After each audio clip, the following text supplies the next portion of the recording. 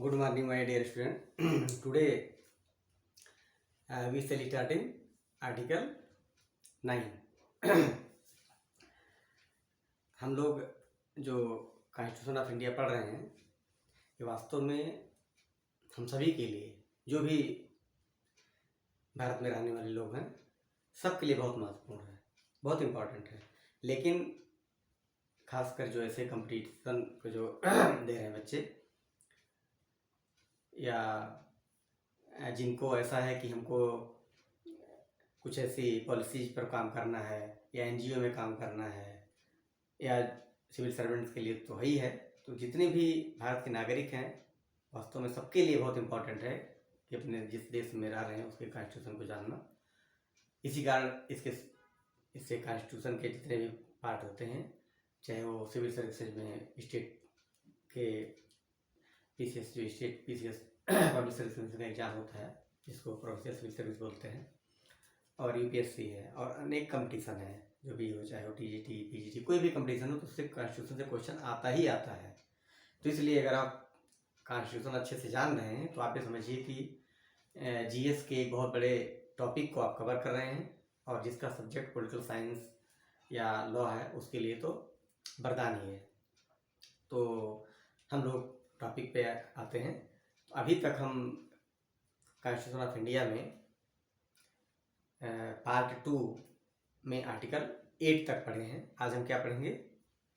Constitution of India में part 2 article 9। तो constitution जो है हमारा, जो कॉन्स्टिट्यूशन है भारत का, जो संविधान है, उसके पार्ट 2 में क्या दिया गया है? जो हमारा कॉन्स्टिट्यूशन है उसके पार्ट 2 में क्या है? सिटीजनशिप है। क्या है? सिटीजन यानी नागरिकता। नागरिकता के बारे में है कि कोई व्यक्ति कैसे नागरिकता प्राप्त करता है या उसकी नागरिकता कैसे चली जाएगी, और या जो नागरिक है उसकी नागरिकता कैसे बनी रहेगी, इन सब के बारे में वो बात करता है। और ये जो सिटीजनशिप है इसका जो आर्टिकल है वो 5 से लेकर के 11 तक, यानी आर्टिकल 5 से लेकर के 11 तक कॉन्स्टिट्यूशन ऑफ इंडिया के पार्ट 2 में सिटीजनशिप के बारे में बात की गई है। ठीक है, इसमें हम लोग अभी तक 5 से लेकर के 8 यानी 8 आर्टिकल पढ़ चुके हैं। आज हम क्या पढ़ रहे हैं? आर्टिकल 9। तो आर्टिकल 9 क्या बात करता है? आर्टिकल 9 कहता है persons voluntarily acquiring citizenship of a foreign state not to be citizen, यानी ऐसा कोई व्यक्ति, भारत का ऐसा कोई नागरिक, कोई सिटीजन जो विदेश में, जैसे ब्रिटेन, यूएसए, पाकिस्तान, नेपाल, कोई भी ऐसा देश है जो वहाँ जाता है और वहाँ की नागरिकता ले लेता है, यानी वो विदेश की नागरिकता, यानी जो फॉरेन स्टेट है वहाँ की नागरिकता वो एक्सेप्ट कर लेता है। क्या कर लेता है? एक्सेप्ट कर लेता है। ठीक है, यानी फॉरेन की नागरिकता एक्सेप्ट कर लेता है। तो अब उसकी जो इंडियन, क्या इंडियन, यानी इंडियन की जो नागरिकता थी, भारतीय नागरिकता थी उसकी, वह क्या हो जाएगी? यानी समाप्त हो जाएगी, वो भारत का नागरिक नहीं रह जाएगा। सपोज एक इलस्ट्रेशन समझते हैं, जैसे ए है और बी है, ये दो लोग हैं, और दोनों लोगों को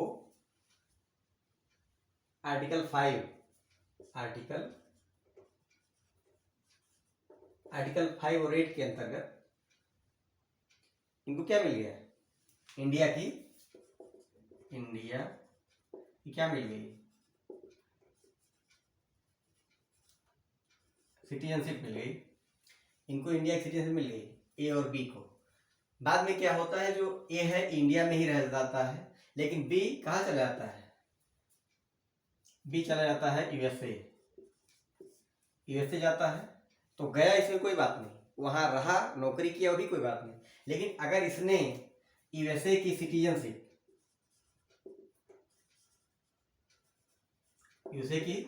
सिटीजनशिप एक्वायर कर लिया, तो ऑटोमेटिकली जो बी है ये भारत का नागरिक नहीं रह जाएगा।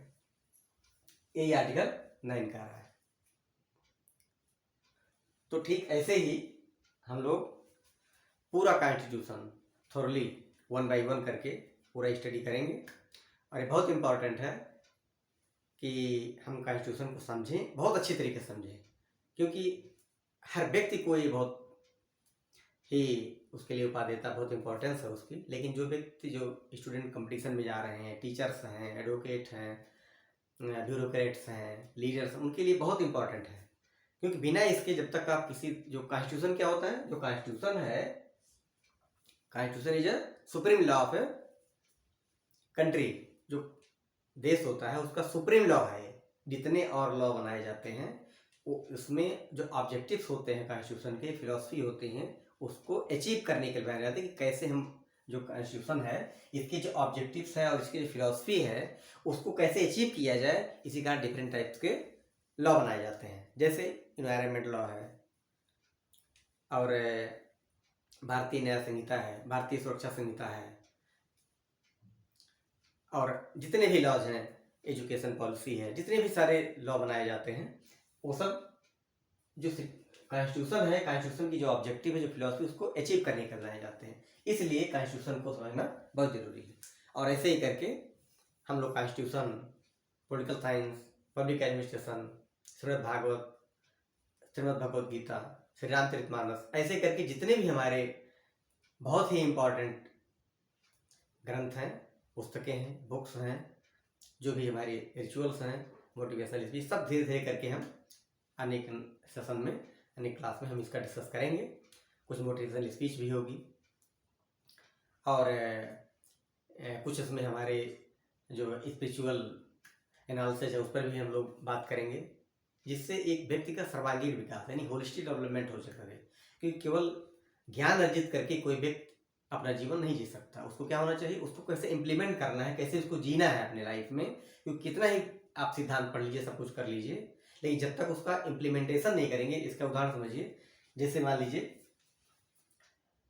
जो है 1 2 3 ऐसे 3 आदमी हैं, और इसमें क्या आता है, 1 और 2 बहुत प्रैक्टिकल है अपने लाइफ में, और 2 क्या है, ये बहुत विद्वान है, बहुत कुछ समझदार है, सब कुछ है इसके पास, सारी चीजें हैं, लेकिन इम्प्लीमेंट करना नहीं जानता, तो अपने लाइफ में सफल नहीं हो सकता। और 1 और 2 क्या है, प्रैक्टिकल है, मतलब जितना वो जानते हैं, भले कम जाने, लेकिन वो प्रैक्टिकल करते हैं। तो इसके लिए बहुत इंपॉर्टेंट है कि एग्जीक्यूशन कैसे होता है। तो जब हम कॉन्स्टिट्यूशन जान जाएंगे तो हमको पता रहेगा कि इसका क्या है, कॉन्स्टिट्यूशन का हमारे फिलॉसफी क्या है, कॉन्स्टिट्यूशन की फिलॉसफी क्या है, और इसका ऑब्जेक्टिव क्या है, इसके ऑब्जेक्टिव क्या है, यानी फिलॉसफी और ऑब्जेक्टिव क्या है, तो हम अच्छे से समझ पाएंगे इसको। और कोई भी लॉ है, कोई भी कानून है, कोई भी पॉलिसी, हम अच्छे से उसको समझेंगे। तो इसलिए मुझे लगता है कि आप लोगों की समझ में आएगा आर्टिकल क्या है। और फिर हम अगले सेशन में, अगले क्लास में, अगले सेशन के बारे में, अगले जो सब्जेक्ट टॉपिक है हमारा, अगला जो आर्टिकल है उस पर डिस्कस करेंगे। Okay, thank you.